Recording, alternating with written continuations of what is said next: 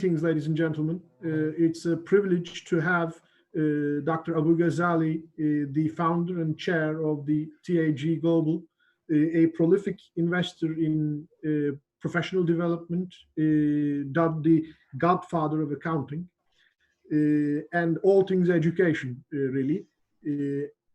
Dr. Abu Ghazaleh, it's an honor to have you for this interview today as part of a Bosporus Summit International Relations Platform online event.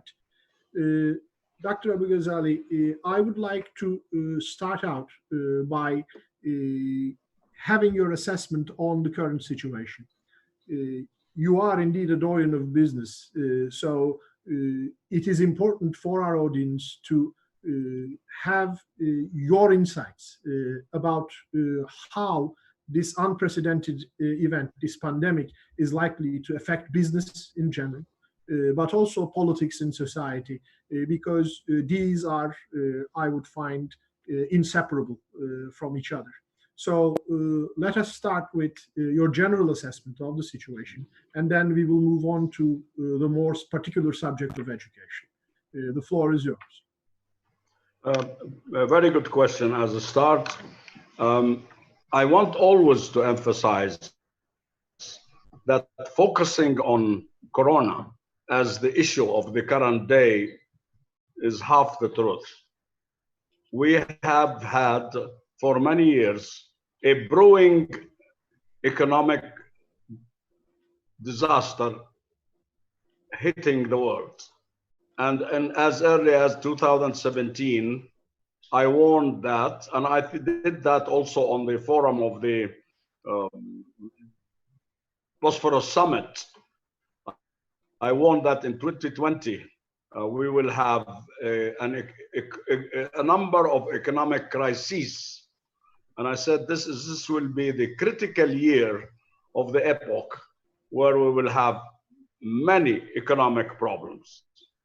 And that these economic problems will end into a depression. And I had said at that time, similar to the depression of the last century, what is known as the Great Depression in 1929 up to 1933. Today, I emphasize that this is not going to be a Great Depression like the Great Depression of last century. It's going to be the greatest depression, the greatest depression in the history of humanity. I think for political reasons and for convenience for leaders, their emphasis is all on Corona, because it is easy to blame and something which is not man-made or man responsibility, and say it is not our failure in seeking solutions for a depression that was very visible to the strategic centers and to the experts in the field. Now, this year, as the end of this year, by the end of this year, every country in the world will have negative growth in GDP. No country in the world, including China, will be able to have any positive GDP growth. But this will be in varying degrees. China probably the least influence, I mean the lowest percentage of GDP degrowth or negative growth, and the highest percentage would be the US. It is predicted that the US will have a depression which will be over 10% negative growth. So there is a great recession which is now moving into a depression. And I also said at all times, this is not the first event of its kind, Corona. We should remember that we've had many previous similar epidemics, that hit the world. And one serious one, or probably the most serious one, is the Taun, which hit Europe and destroyed or killed almost half of the population of Europe. So this is not a new event. It's not the first of its kind. Today, it has taken several forms because the world is much more politicized now, and countries want to blame each other for this and to defend their mismanagement of the economic situation, blaming it on this pandemic and on the lack of cooperation of the various countries of the world. Therefore, the economic crisis is there without Corona. Corona added another dimension and added another speed to the process. That is why we will see this very quick and drastic collapse in the economies of the world, including unemployment, which will hit every country in the world, and it will be anything between 10% and 30%, varying countries.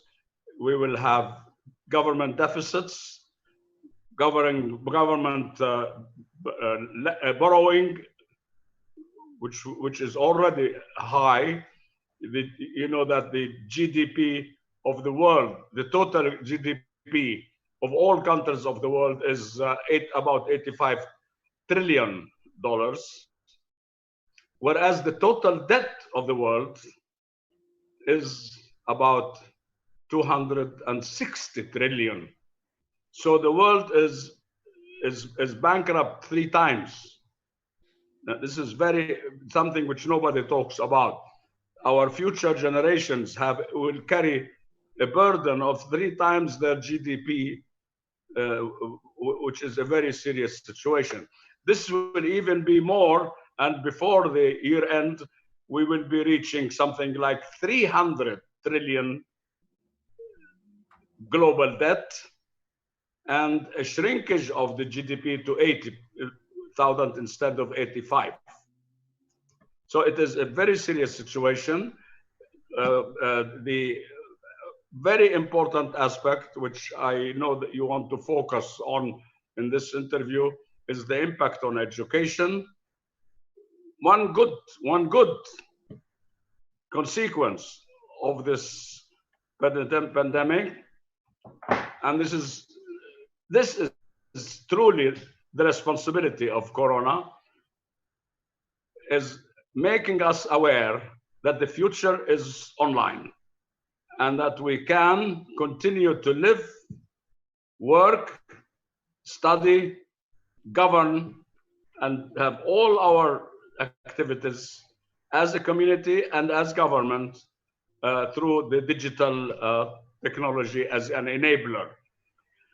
Students and workers were forced at different levels to work from home, thus experiencing the importance of online education and online work.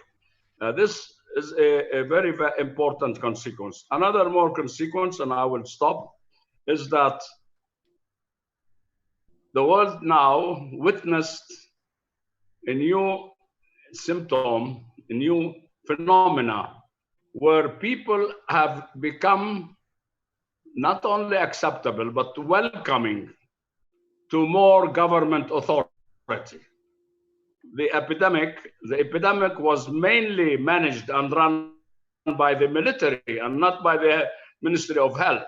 The Ministry of Health provided the hospitals, provided the medicaments, provided the various equipment needed or tools needed. But the control of the community over the community was done by orders from the military, at least from the countries I see, I know, and I think that applies everywhere. The military force was used to force citizens to comply with safety requirements, like distancing, like wearing masks, etc.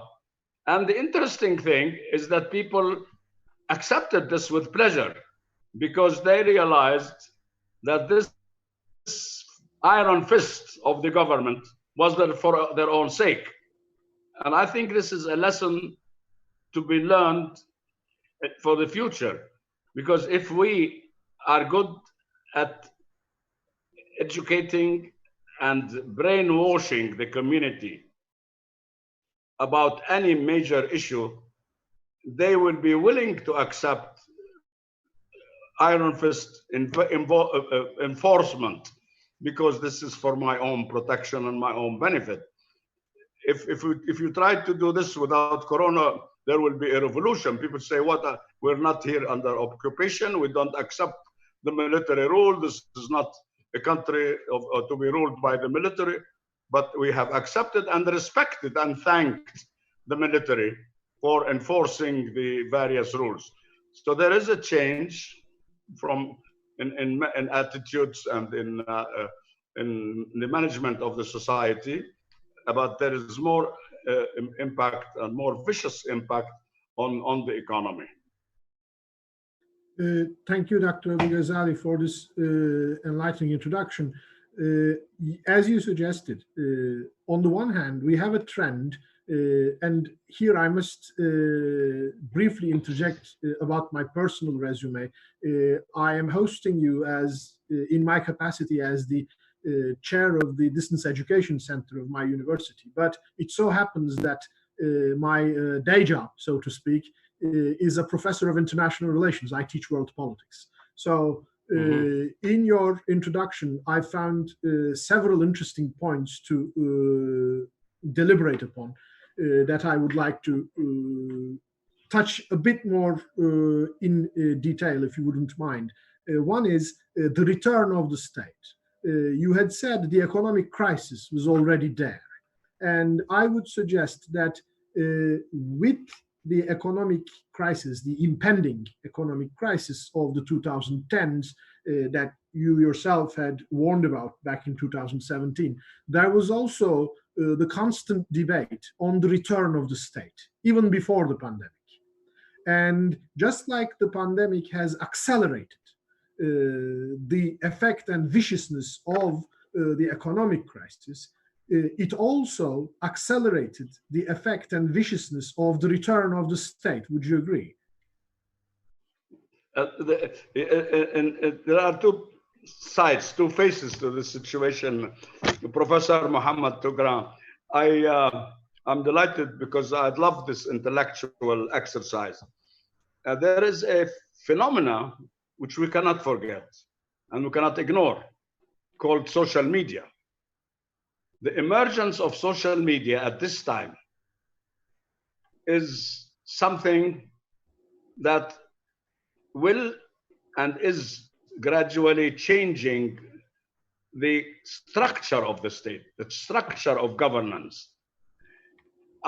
The power of the social media, of course, it has its bad sides. I'm a strong believer, and I proposed ideas how to control social media for the purpose of making it more profitable, more conducive, more productive, and to avoid particularly the aspects that relate to character assassination, because free social media can bring down a government or can kill the personality of an individual, and all based on false facts, nothing true, but just you can spread and say anything about. You can say I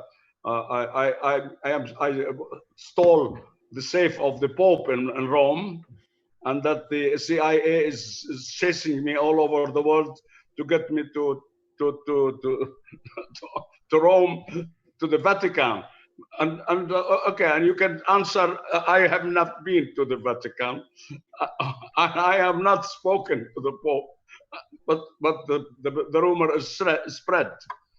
If you are more intelligent, you can orchestrate a group of very competent social media experts, and they can stage a revolution by doing a properly conducted campaign. And we know for a fact that social media is one of the powers of the criminals and of the terrorists. Terrorist organizations are more competent than the civilized people like you and others. They are more capable of using the social media, not only in indoctrinating and recruiting, but actually in conducting the terror actions. They conduct the whole thing on the internet. So therefore, there is this bad side which has to be addressed, and unfortunately, we don't have a listening eye from the listening ear from the US, because the US says this virtual world is another sphere. There are no boundaries, no sovereignty, and nobody has any control over it. We will not allow anybody to mess with its governance. It has to remain free until the time matures, and I'm sure it will, and the US would realize that it is in her own benefit that the media could be controlled. But going back to the very important question, yes, as a result of these crises, including the corona, which is one of the crises that are hitting the world in this decade for these 10 years, especially in 2020,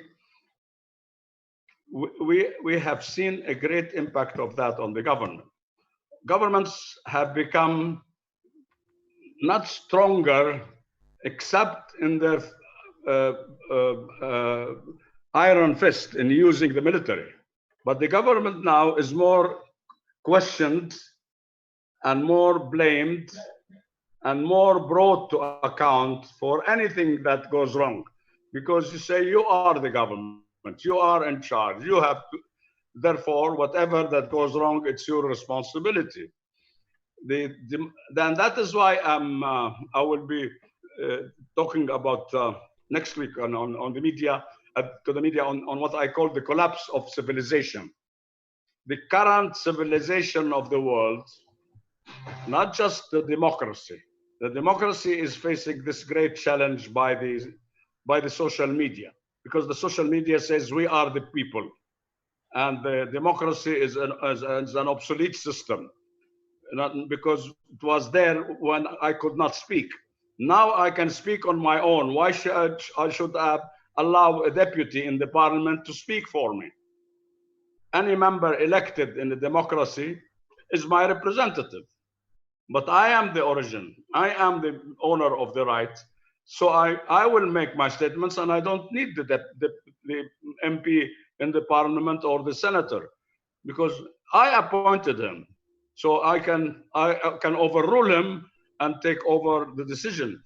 And this, of course, is taking a very strong trend.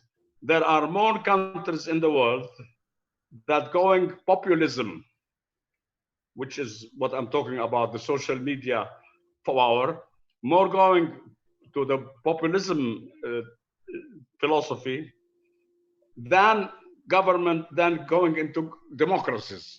We are having less democracies every year and more populist regimes every year.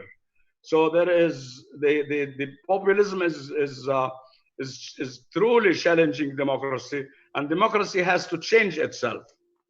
In the light of what is happening, especially in the social media, governments need to look at democracy in a new concept. You cannot tell the people this is the ruling of the parliament. For example, take any country. People go to the street because they don't like the government. They say, but you have elected them. Yes, I elected them, but I am the authority. And the first article, the first statement in the US Constitution, when the grandfathers of the US wrote the Constitution, it said, we the people. decide to establish a system of parliament, Congress, government, etc. So it's we. Since I am the origin, I want to take over my role again. And I don't really need, at that time, there was no media, there was no internet, there were no means of representing myself.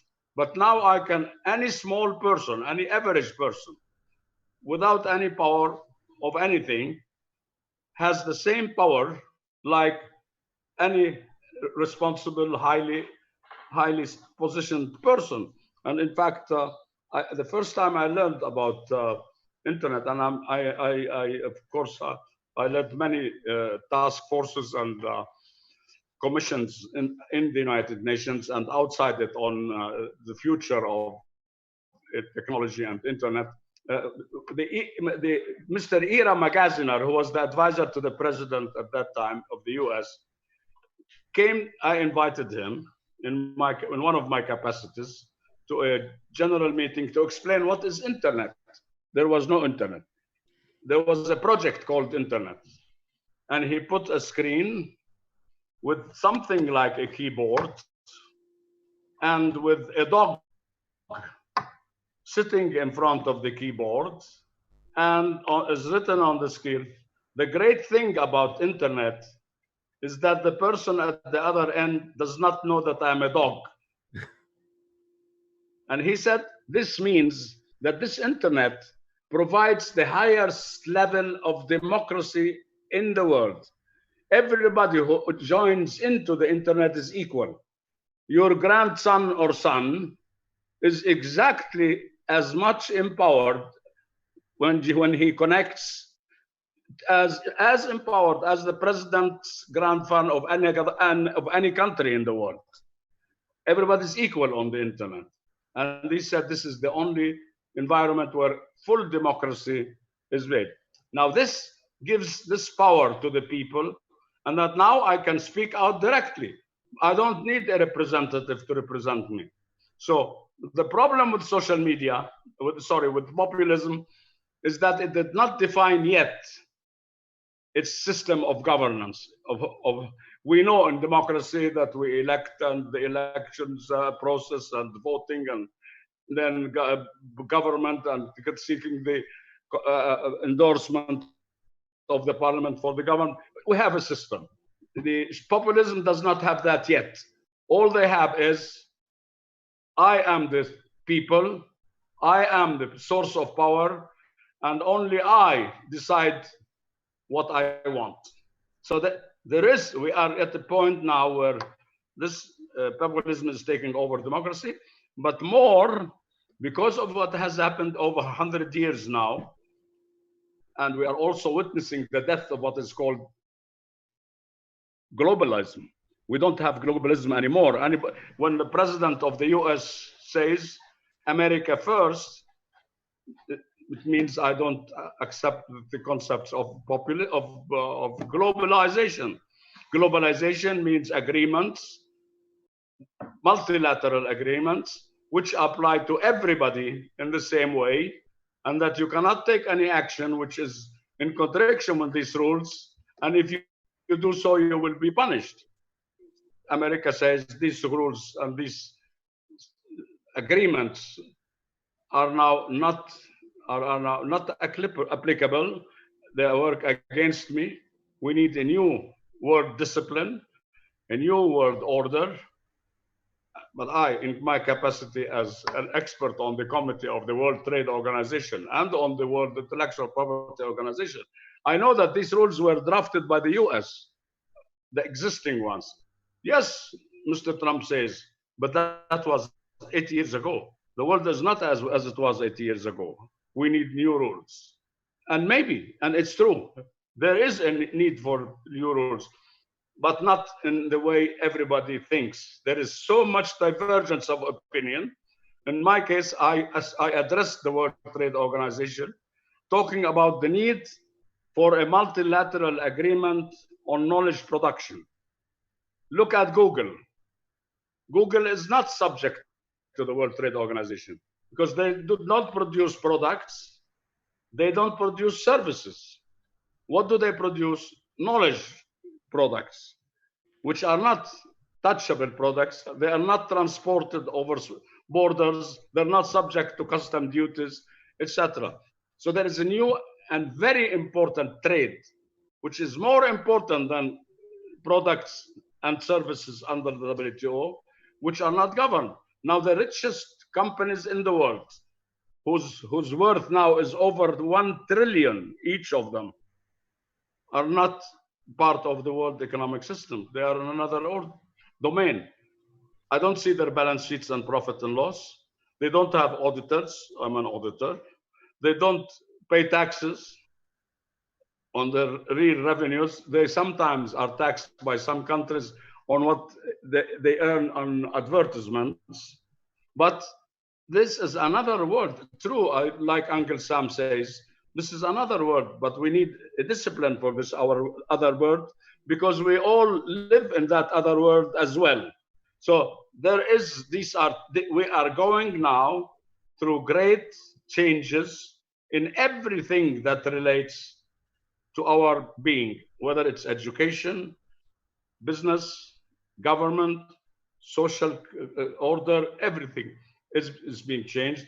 And unfortunately, we need to have the two giants, the US and China, to sit together in order to forge a new world order. The US alone cannot do it and will not be acceptable to the world. So that is why we are now living in a world where there is no world order and there is no governance of the world. But this has to happen. And unfortunately, again, I believe it cannot happen unless we see a conflict, military conflict, because the conflicts are there, many of them between these two giants and who is connected to each of them. But what we need is a real event that will create this, let's not call it war if you don't like, and people don't like the word war, but there will be a military confrontation. There will be a military confrontation which will force the two leaders to sit down and forge a new world order.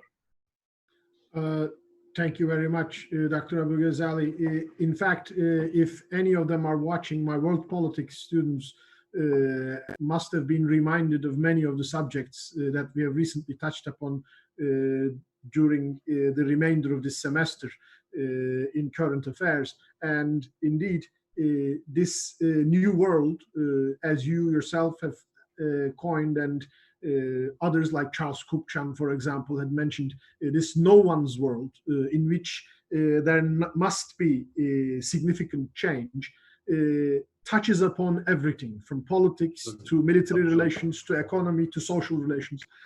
But since the actual purpose of our current meeting is the future of education and of online education in particular, let us switch to that subject if we may. So you had said that in politics, we have the emergence of populism to challenge democracy and to force to change the organization of politics across societies. And indeed, now with this pandemic and with the already ongoing trend in online education that has been going on for more than 20 years now, we have on the one hand, the physical brick and mortar, so to speak, campuses. And we have the institutions that have their entire design based on physical campus presence and the teaching methodology of face-to-face instruction. And we have this crisis that has accelerated the change of online education. So how do you see the current situation of the physical campus universities and educational institutions, and how does the new normal, so to speak, that is the restricted use of physical campus assets, affect them? This is my favorite subject, and I'm very grateful to you for bringing it up. Victor Hugo said, you can fight an army, but you cannot fight an idea whose time has come. It will be fruitless and a complete waste of energy if we try to fight what president of Harvard called it tsunami of online education. He said that this tsunami will hit every university and school, and it's up to that university and school to decide to change before the tsunami hits it or be wiped by the tsunami. Many of the greatest leaders in education in the world have come to the conclusion that in 10 years, 80% of universities in the world will be virtual. 80%. And countries sooner than others. Finland is, as of this year, virtual. Finland, of course, as we all know, is leading this change in education for the whole world.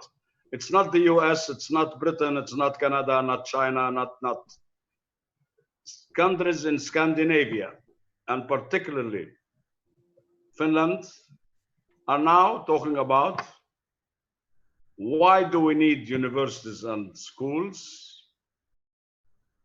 And anybody can, under the system they are developing, anybody in the world can get a degree on the subject he wants online from the university he chooses in Finland and learn and get tested virtually. Now, the complaint or the resistance was in the past that it is very difficult to do so because it is very important. The contact between the professor and the student is very important. I think another consequence of Corona was to prove that the contact between people is not necessary at all, and it should be avoided. We have lived now for 3 months without shaking hands and without having virtual connections, without having real connections or face-to-face. But also the term face-to-face now has become obsolete because I'm talking to you now face-to-face. What it used to mean in the past is that we should be physically sitting in front of each other. But now there is face-to-face in the real world, what we call real world, and there is face-to-face in the virtual world. And I was talking about the end of universities and schools to a group of very highly educated and talented experts in the region. And I said, you don't need these physical brick and mortar institutions. You don't need what you call campuses. Campuses are a waste of time, waste of cost. I don't see any students anymore, and I challenged anybody to get me a photograph of a student sitting in the campus studying. He's either sitting on the stairs with his laptop in his hand or under electricity pole like I used to study because I didn't have electricity at home. But now it's over. I don't need to be under a lamp in the streets. I connect wherever I am through the Wi-Fi system. So when I was explaining this, I had one of the professors, but she was a lady, saying, "Sir, but you forget something. This destruction of campuses and physical buildings where we can meet as students, it's damaging to the future of marriage in this world. Many of our marriages are through students and colleagues that we meet at school. In fact, I'm one of these examples. I met my wife at the college. I fully agree. But now that makes two of us, sir. But that means I had and I hope my wife will not be listening. That I had a very limited group of girls who were in my class. Now, when I am on virtual education, I can see the Australian lady, the Japanese petite women, the Australian tall, the French elegant women, etc. Because your exposure in education virtually, face to face, to thousands of students, so your choice is wider. I said, don't worry, you will have a better chance of getting more people to get to meet virtually and get to marry. And this is happening now. So in conclusion, there is no, and I don't have 1% doubt that online education is the future, and that online education will be education. Like we used to say, mail and email. Now we don't say, I want to check my email. You say, I check my mail. Email became the mail. And online education will become education.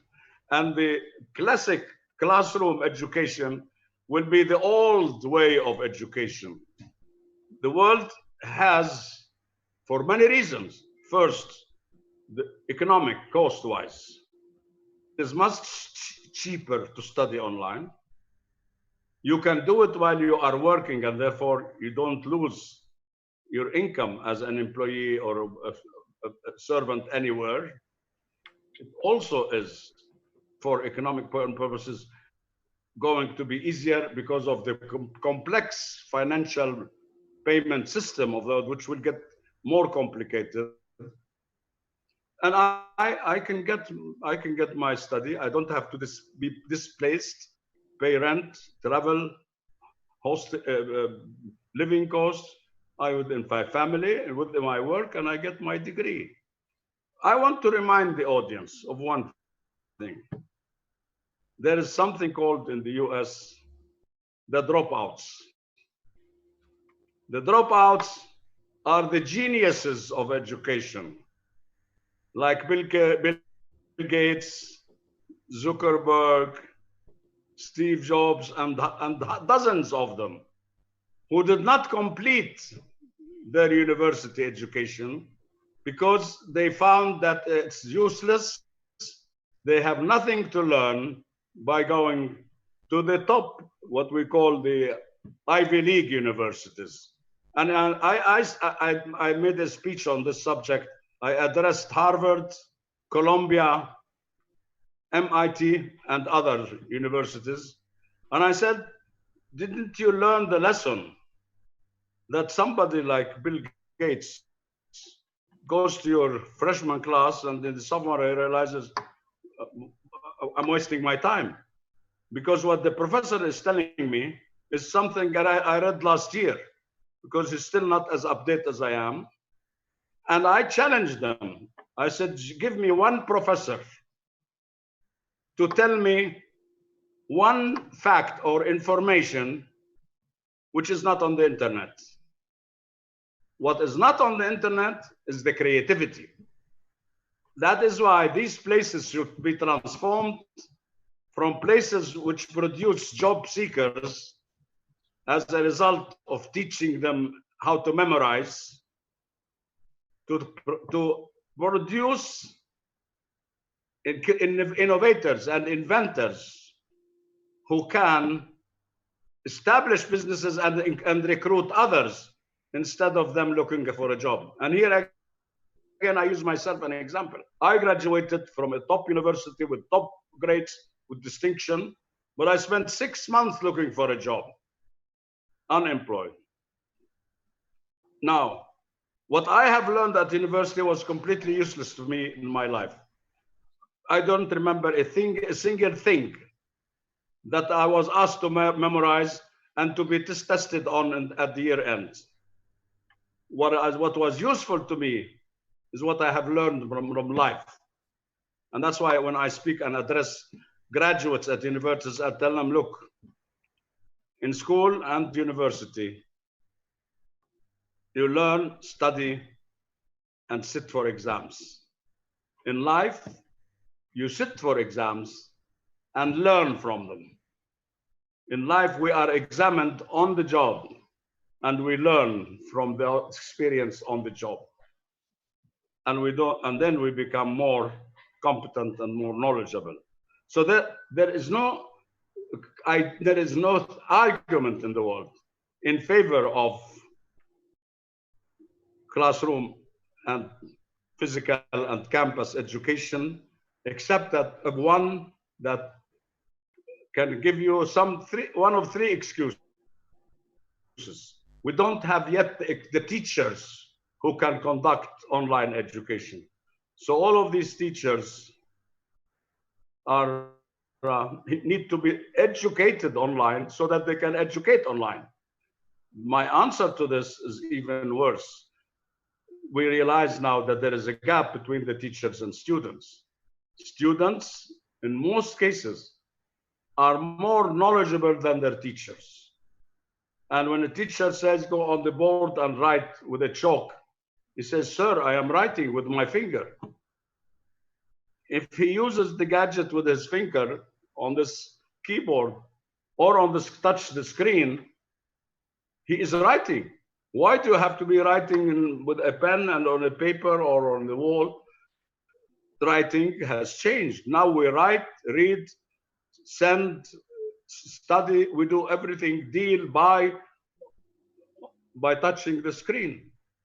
So there is a problem with the teaching institutions. Secondly, we need a system whereby these people, when they graduate or go out of university, how can they merge and work with the community which is not yet an online community? I say the problem is not it's the problem with us, the older generation, what we call digital. The UN now does a census every year in every country to quote the number of digital citizens. Digital citizens are those who are born with milk in one hand, the bottle of milk in one hand, and the gadget in the other. Those are digital citizens. We are digital refugees. Migrants. Migrants, exactly. Because we were born and grown up, and now we want to join this digital age. So the problem is with us, and if we don't do this, the future students will not go to school anyway. I mean, you can't ask a student who is at 4 years old can have knowledge in using his computer more than me. And if I have a problem, he has more competence to solve it. And if I want to search, he has a better search talent for things. You cannot ask him to go and learn in a book. I want you tomorrow to learn what is the highest mountain in the world. What is the longest river? What is the oldest city? Why should I know that? I can just press Uncle Google and he will give me the answer. I don't need all of this. Dr. Abu Ghazaleh, you have just outlined my experience with my 9-year-old daughter. So absolutely, they will in time take over in our stead and build this online community that will make a new online education possible. Absolutely. Therefore, what I'm trying to say is, and again, of course, there are a huge resistance from the book industry who want to continue to print books for millions of people and sell them, the chalk producers, the building facilities, what to do with them, etc. But my proposal, and that's not my proposal, it's the proposal of what is real. It's the inevitable is to continue in every class with a classic classroom track until we finish this transition, and the other track is for complete online education. And that education should have one objective only: innovation. That's why we have established in Amman the first university of its kind in the world, Talal Abu Ghazaleh College for Innovation, where the student doesn't have to sit for an exam to ask him about anything. His examination test is an invention. If he doesn't come up with an invention, he doesn't graduate. We spend with you 4 years to coach you, to guide you technologically on how to invent, whether it's in the field of space or the field of cyber security, on the field of data mining, whatever. You choose your sphere. And we guide you how to invent by showing you how others invented, what are the inventions available, and subsequently how you can transform any innovation existing into another higher level innovation. So innovation must be one innovation. I don't want to guess about the GDP of Turkey, but Amazon is 1 trillion, and that's a company. Compared to the GDP of any country, it is the GDP of many countries in the Arab world added together. Countries added together as gross national product are smaller than the GDP of one company. This is the future. In future, there is no wealth creation except from knowledge creation. Dr. Abu Ghazaleh, it is indeed, as I had outlined in my introduction, a privilege to talk with you, not just about education, but on the future of global society and politics in general. And, you know, in the older days, I would say, I wish we had you on campus. But as you suggested, this is no longer necessary. No. Our students all around the world, from all our universities, not just ours, from your universities, anyone who wishes to benefit from our conversation can simply do so through just clicking on a YouTube link and listen to our interview. And this is indeed what many say a disruption that will bring about a new beginning, a new organization of society in not just in economy, politics, but also in education. And as you suggested, now you have seen many of the beautiful campuses around the world, you know, from Harvard to Oxford.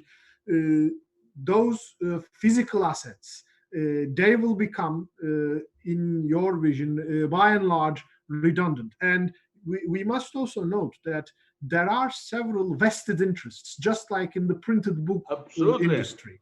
And the resistance to this change will be vicious, I would assume. How would you go about, you know, mitigating this resistance? Because as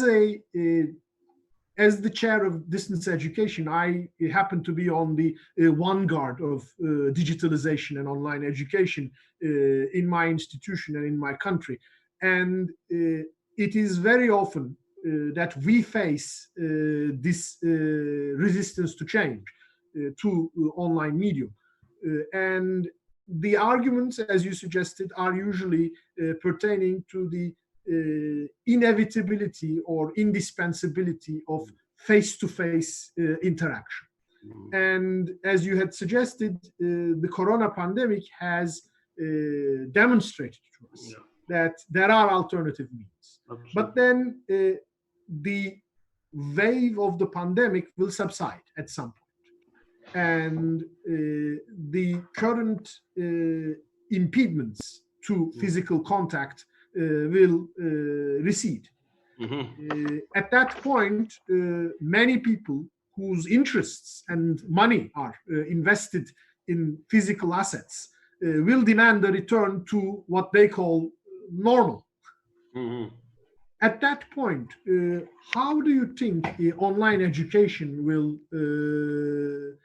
improve?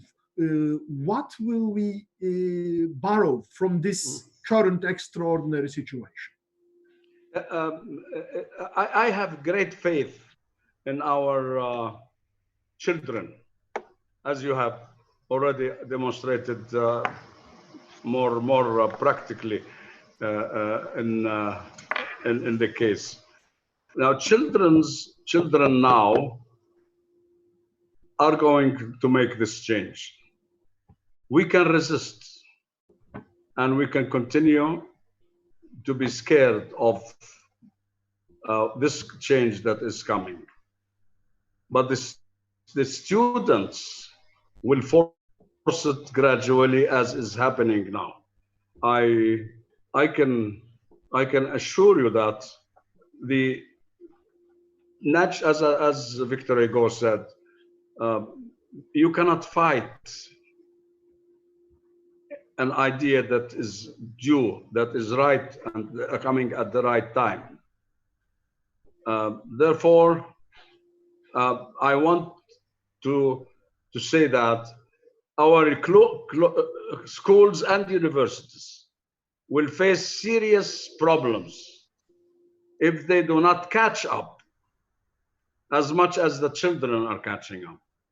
And therefore, we have programs, for example, in our Talal Ghazaleh Academy, how to train the trainer and how to teach the teacher, parallel to the existence of current educational institutions. We need to train for online or for future digital education leaders, and to make them know that their mission is it as tech leaders and not as lecturers for students to remember and to be tested on their memory of what they remembered or not. I think the development, we all know that technology moves only forward. You cannot bring technology back. Once online has started, you cannot stop it. Once we had email, it became the mail. Everything in this life, once we've developed the smartphone, you will not go back to the stupid phone. It's inevitable. So the revolution or tsunami of online education cannot be resisted.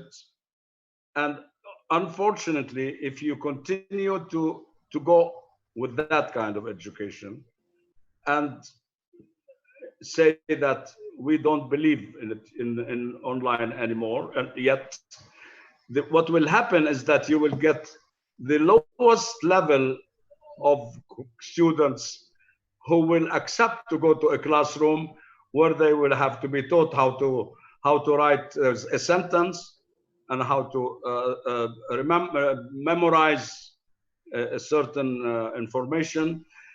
And I was on a podium, I was on a platform dialogue on like this with Bill Gates. And the question came up, and this is the argument many of our professors and our government leaders say, that this kind of education is going to make us inhuman. You lose the human sense. You lose the privilege and luck and pleasure of dealing with each other as human beings. We become inhuman. Bill Gates said, and it's not me, I'm quoting him. He said, were we more human when we were in the caves? There was no internet there. And we were eating each other. Being together physically does not mean that you are human. In fact, you can be more inhuman when you're together because of jealousy, because of hatred, because of personal idiosyncrasies, etc. On the contrary, being so open-minded and neutral and being able to listen to a Japanese professor with the same respect for a Nigerian professor, this is more human.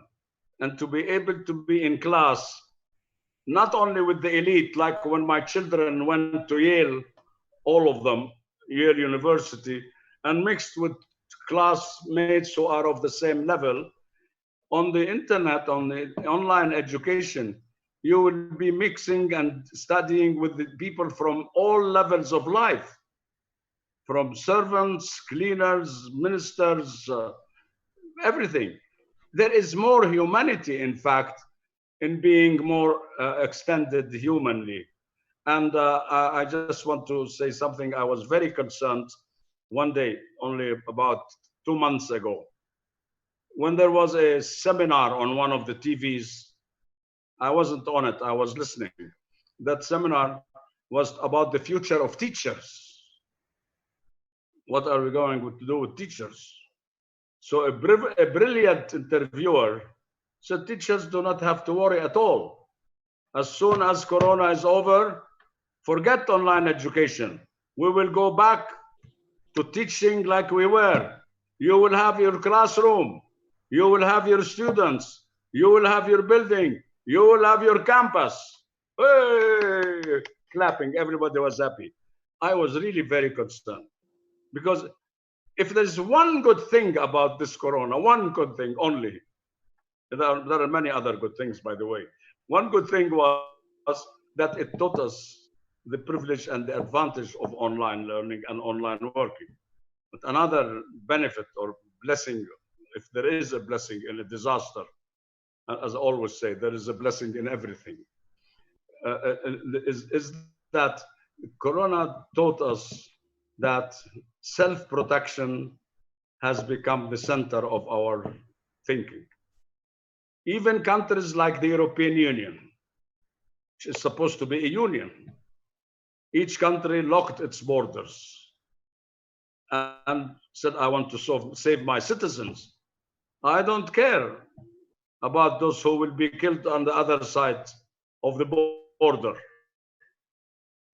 In the past, we never heard this logic. It used to be, we are here for everybody, benefit of both of us. We are one community. We open borders for trade. We open borders for tourism. We open borders for personal purposes, whatever. Now we close borders because we want to protect ourselves. There are a lot of things, as you started, Professor, with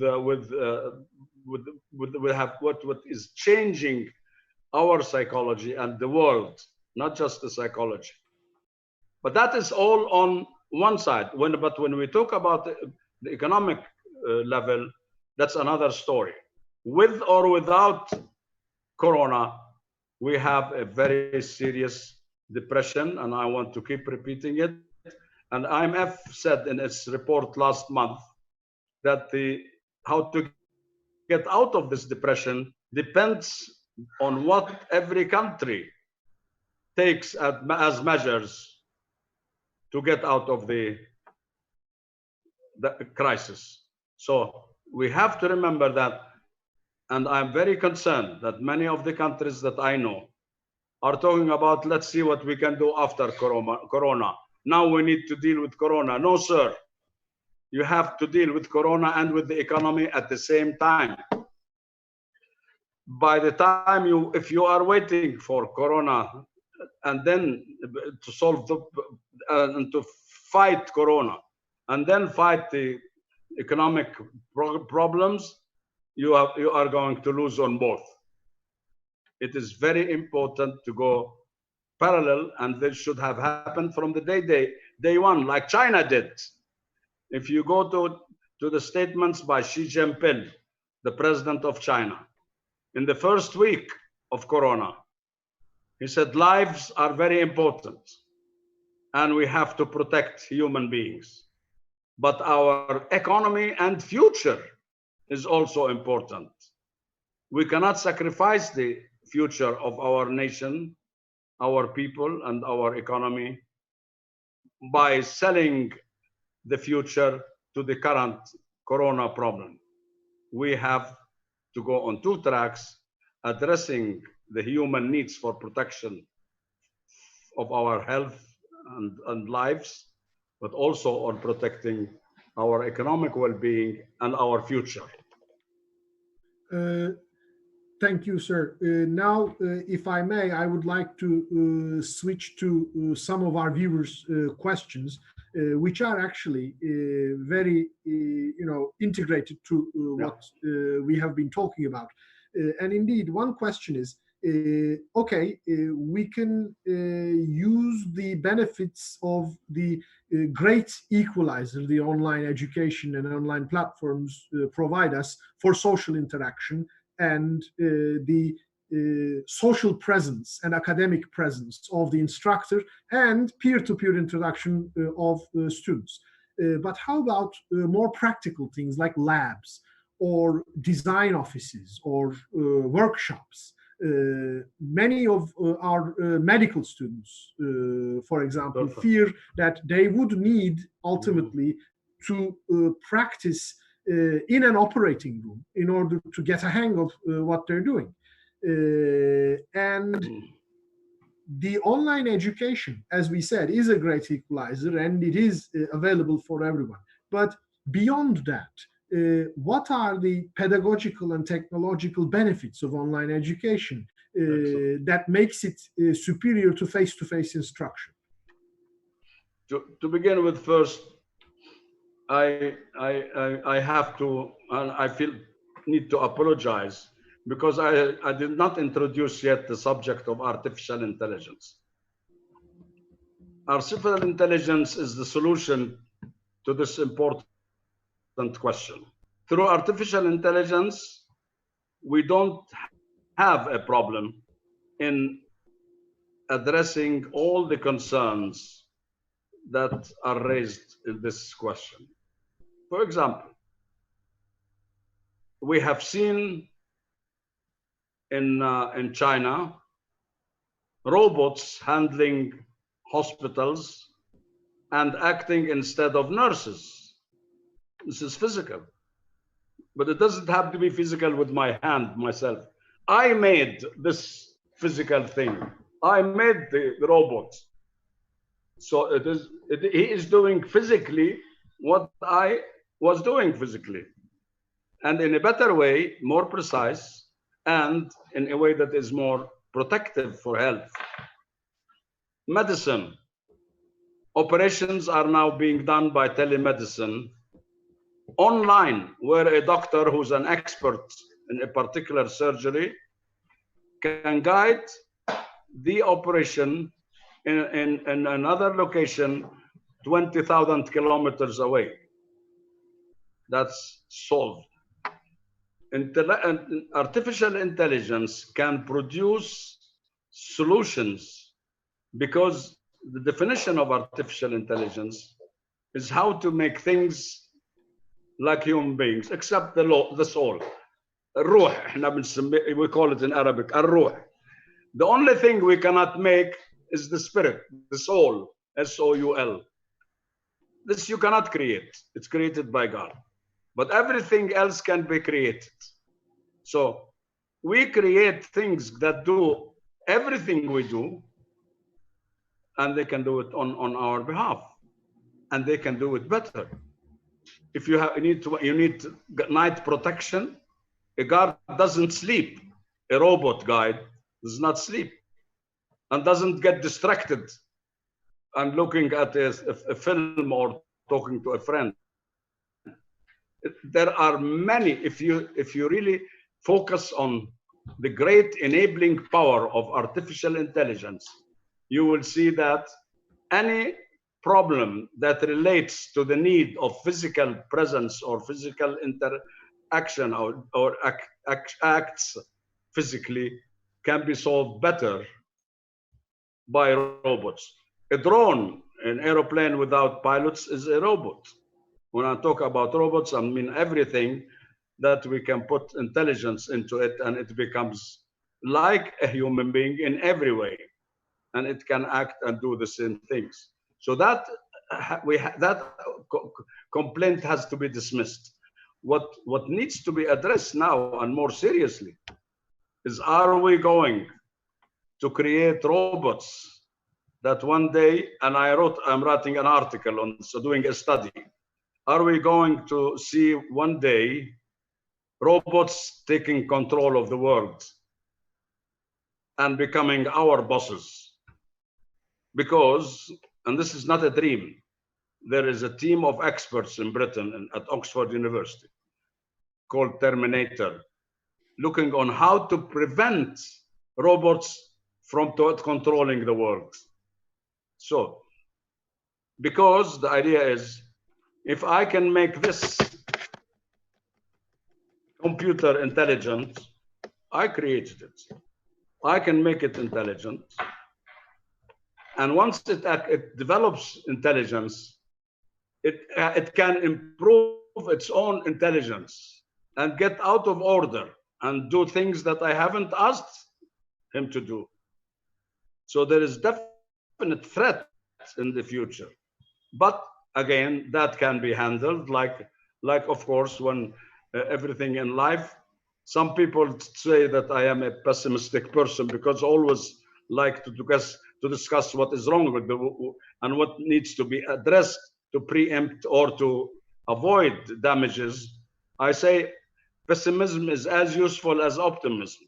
And I use the statement by a famous philosopher who said, an optimist created the airplane, but the pessimist like me would think, what happens if the airplane goes wrong while in the air and it falls down and everybody in the airplane would be killed? So I invent the parachute. I invent the way for the passengers to jump out of the plane before it crashes. So we need both. We need to think of what is good and what is bad. And there is always a way to create a solution for problems. And this is not new. Shakespeare, and I'm a specialist on Shakespeare and is much influenced by him, said in one of his plays, we often, it was in Hamlet, he said, we often create instruments that are used against us.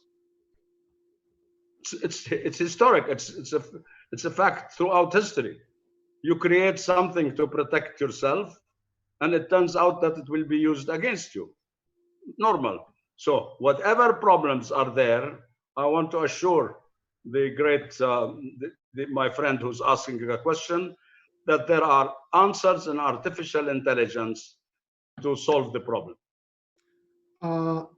And Dr. Abu Ghazaleh, related to this great change, you mentioned artificial intelligence. And indeed, when we have staff meetings with our faculty, we also emphasize that there are new technologies that will make workshops, design, all sorts of hands-on, so to speak, practice possible through virtual means.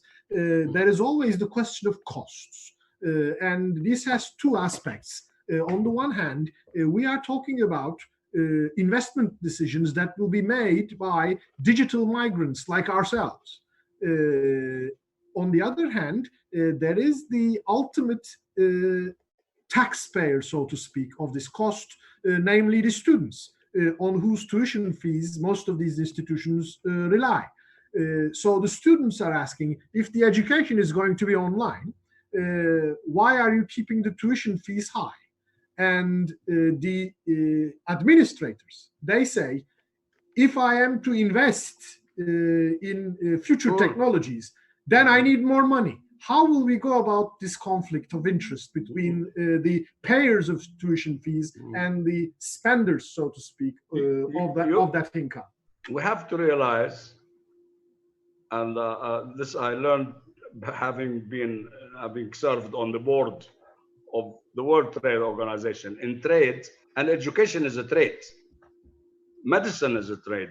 Accounting is a trade. Everything that is offered against a fee is a trade. You are trading. In trade, the value is not fixed for every product. Every product has its own price. In a class where the teacher has a book and he reads, and then he goes home and we have to memorize and come and be tested, his price is, say, $100. In a class where the teacher needs to create knowledge and the ability of thinking and the ability to search, who would be making a better approach to education, more than just memorizing and teaching the students to memorize, would have a better price. A professor in a philosophy class who has spent all his life studying all the philosophical ideologies and explaining them has to be paid more than somebody who only just needs to read. Similarly, in this case, there is a price for teaching physical classroom classic education.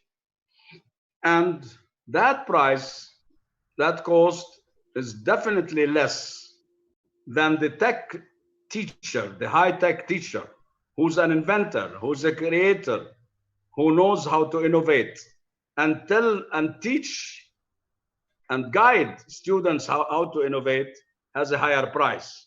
So you will have a transformation between, like what happened with the email. I come back to the message.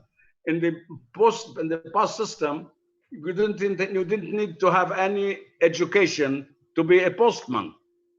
You just carry the mail in the bag and go and deliver it.